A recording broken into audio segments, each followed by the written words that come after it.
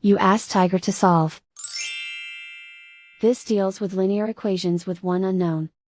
The final result is x equals -9. Let's solve it step by step.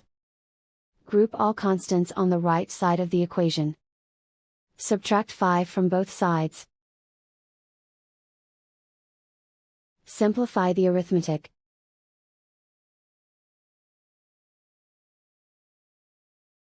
Isolate the x. Multiply both sides by 3. Group like terms. Multiply the coefficients. Simplify the fraction.